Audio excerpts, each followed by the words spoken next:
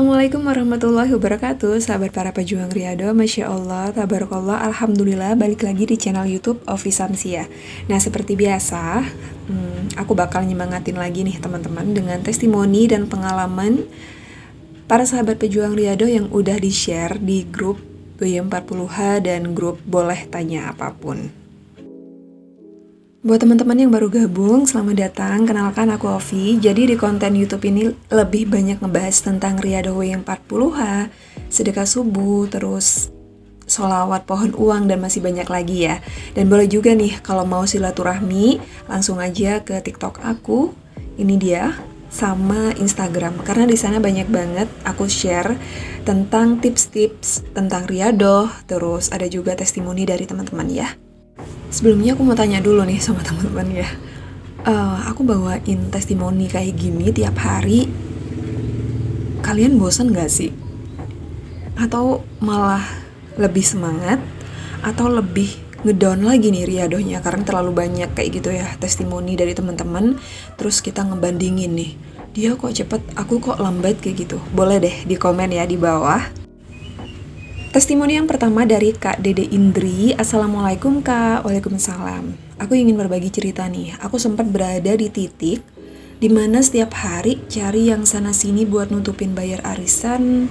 Karena dulu jauh dari Allah, makanya salah kaprah. Karena berpikir, oh iya, kalau aku ikutan arisan, aku akan dapat uang dan melunasi semua hutang-hutang aku. Tapi di luar itu, aku masih punya cicilan dan gak mikir bayarnya dari mana. Setelah berjalan lama, bukan hutang aku lunas, tapi malah semakin membengkak. Aku tuh bingung, putus asa sampai berat badan aku itu turun, ya 10 kilo selama 3 bulan. Waduh, ini nggak perlu pakai obat-obat diet lagi ya. Karena aku dijauhi sama semua temen, keluarga nggak ada yang bantu kecuali ibu kandung aku dan semua orang. Sampai sekarang masih membicarakan aku di belakang. Alhamdulillahnya, aku tuh ngamalin W40H hampir kedua sekarang, meskipun masih bolong-bolong. Ini mungkin putaran kedua kali ya, jadi kalau putaran kedua itu 80 hari. Tapi Allah maha baik. Sedikit demi sedikit hutang aku lunas dan hati benar-benar tenang. Udah pasrah aja gitu sama Allah. Gak kayak biasanya yang bisa sampai nangis setiap menit. Sekarang lebih ke titik terpasrah. Selama hidup, sama Allah aku tuh sering bilang kayak gitu ya, sama diri sendiri juga, ayo kuat yuk, pasti bisa ngelewatin, serahin semuanya sama Allah, biar Allah lebih tahu nih baiknya kayak gimana. Semoga aku dan kakak semua di sini ya bisa terbebas dari riba. Yuk kita bisa bangkit dan berserah melalui 40H, semangat sama-sama belajar menjadi lebih baik. Nah itu dia. Apa yang bisa kita ambil dari tulisan testimoni Kak Dede Indri nih? Yang pertama, jangan pernah bergantung sama selain Allah. Nah, Kak Dede Indri kan bilang, aku mikir kalau seandainya nanti aku ikut arisan, aku bisa bayar cicilan, padahal hutangnya itu masih belum lunas. Nah, ini kan kalau menurut akal manusia, tapi beda sama Allah. Ini sudah menghilangkan unsur Allah kayak gitu. Dulu juga pernah sih ada teman kos kayak gitu ya, pernah bilang, no kalau aku nggak kredit sepeda motor ya aku nggak bakal nih dapet sepeda motornya. Karena kalau kita punya kreditan, istilahnya hutang kayak gitu, kita tuh punya rasa tanggung jawab. Nah ini nih mindset yang harus dirubah teman-teman ya, karena kita nggak tahu nih ke depannya kayak gimana. Mungkin temen aku tadi itu bilang seperti itu, dia tuh bergantung sama gajian tiap bulan, karena waktu itu masih bekerja. Tapi kan kita nggak tahu 3 bulan ke depan, 5 tahun, 1 tahun ke depan, apakah kita masih bekerja di perusahaan itu, apakah kita sudah di PHK nih, kayak kemarin ya, pengalaman kemarin nih COVID. Kita kan nggak pernah mikir ya COVID itu bakalan datang. Ya udah, kita tuh bergantung sama gajian, kita percaya dengan kredit ini itu bakal bisa tercover dengan gajian kita setiap bulan.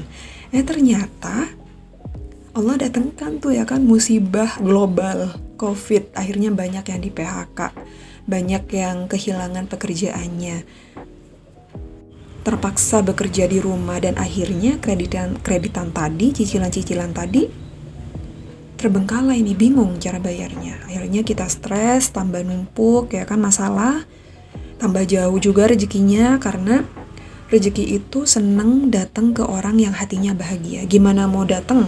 Toh pikiran kita udah ruwet ya kan, hati kita udah nggak tenang, khawatir, mikirin yang namanya kreditan.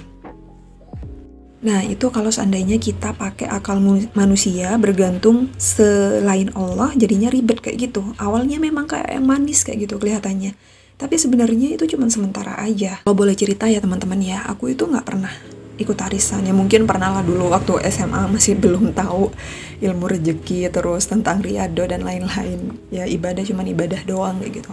Nah pas aku tahu ya belajar tentang ilmu rezeki, yang ternyata rezeki itu memang nggak bisa lah kita ukur dengan pikiran manusia. Yang katanya manusia, oh iya aku bisa nih kalau ikut arisan nanti uangnya aku belikan ini itu. Padahal ya sama aja itu utang kayak gitu ya. Kita dapat uang arisan di awal ya berarti kita ngutang sama orang. Dan kita nggak tahu nih ke depannya bakal terjadi apa, dapat ujian apa, yang akhirnya mungkin mengurangi rezeki dan akhirnya nggak bisa bayar uang arisan dan lain-lain. Kalau aku prinsipnya, kalau mau nabung ya udah nabung aja, nggak usah ikut arisan. Kalau aku ya. Dan kalau pingin sesuatu dan masih belum mampu, ya berarti belum waktunya aja. Dan alhamdulillah ya, selama aku nggak ikut yang namanya arisan lah, kredit, alhamdulillah ya, hidup dengan seadanya, nggak memikirkan omongan orang, atau orang mau menilai, kan kamu udah jadi YouTuber nih, bisa kredit rumah lebih kayak gitu, atau bisa nih ambil cicilan ini itu. Enggak, karena jujur aja ya, hidup kalau ngikutin omongan orang ya udah nggak bakalan selesai. Punya uang lebih ya ditabung, alhamdulillah. Nggak punya uang lebih, bercukupan kayak gitu, kecukupan, ya udah uang itu yang dipakai buat makan sehari-hari. Toh walaupun makannya juga nggak istimewa banget, standar lah, tapi bersyukur kayak gitu, bersyukur aja. Dan alhamdulillah sih, dengan bersyukur itu maka Allah akan mendatangkan rezeki yang lebih banyak. Dan terbukti ya, sebelum-sebelumnya ketika aku pernah ambil uang bank untuk bisnis, itu Allah menggerogoti loh rezekinya. Sumpah beneran, yang namanya usaha itu ya kelihatannya aja sukses tuh kan, banyak karyawan kayak gitu, terus reseller banyak, distributor banyak, tapi uangnya nggak ada, cashnya nggak ada. Dan alhamdulillah setelah aku mengikhlaskan semuanya, nggak riba-riba lagi, nggak ikut-ikut arisan kayak gitu ya, alhamdulillah setiap bulan Allah mudahkan buat nabung ya, meskipun cuma 200-300 ribu, dan alhamdulillah itu buat hati seneng, karena kalau udah seneng makin tambah syukurnya dan rezeki itu terus datang teman-teman. Nah yang kedua, ini adalah pertanyaan ya, bukan testimoni, aku jawab di video ini aja. Assalamualaikum, waalaikumsalam. Saya mau tanya Mbak, Mas, mungkin berpengalaman. Saya pernah dengar kalimat, semakin susah kita mengeluarkan uang untuk membayar hutang, semakin susah pula rezeki datang ke kita. Apa betul ya konsepnya seperti itu? Padahal semisal ada rezeki pun, ada gaji pun, betul-betul uangnya masih pres sekali. Bahkan jangankan bayar hutang, untuk ke orang tua atau sedekah, uang aja sedih ke hati karena belum mampu. Nah itu dia, testimoni dari Kak Main. Bukan testimoni ya, ini pertanyaan. Benar banget, karena ketika kita mempersulit ya urusan orang lain, maka Allah akan mempersulit urusan kita, termasuk dalam masalah hutang piutang. Mungkin di sini berlaku sama orang yang punya uang ya lebih, tapi mau bayar hutang itu kayak mikir-mikir kayak gitu. Nanti aja deh, aku masih mau beli ini, nanti aja, kalau mau hutang mah gampang kayak gitu. Tapi kalau untuk yang orang benar-benar saat itu nggak ada ya, nggak ada yang bisa dibayar karena memang berkecukupan banget dan ngepres banget, bisa kok bayar hutang dengan doa ya. Kita mendoakan orang yang memberikan hutang ke kita itu dimudahkan rezekinya. Nggak apa-apa, awalnya didoakan aja dulu, kemudian Allah bakal mencatat nih niat kita ya. Meskipun kita masih belum bisa bayar hutang, setidaknya kita punya niatan baik buat bayar hutang. Atau kabari ya, setidaknya kabari aja yang memberi hutang bahwa kita masih belum bisa bayar. Intinya seperti itu. Tapi kebanyakan kalau sekarang, zaman sekarang kan enggak ya, hutang bilangnya tanggal 1 misalnya, terus tanggal 1 nggak bisa bayar, ya udah nggak ada komunikasi, nggak ada pemberitahuan, loss aja kayak gitu. Nah itu yang salah. Meskipun kita belum bisa bayar hutang karena ngepres banget, setidaknya kita ngomong sama orangnya, minta maaf dan mendoakan. Nah seperti itu masuk bayar hutang dengan amalan ya awalnya. Insya Allah dengan begitu, karena Allah ngelihat niat kita pingin banget bayar hutang tapi memang rezekinya masih belum kayak gitu, belum cukup, maka Allah akan cukupkan di situ. Seperti itu.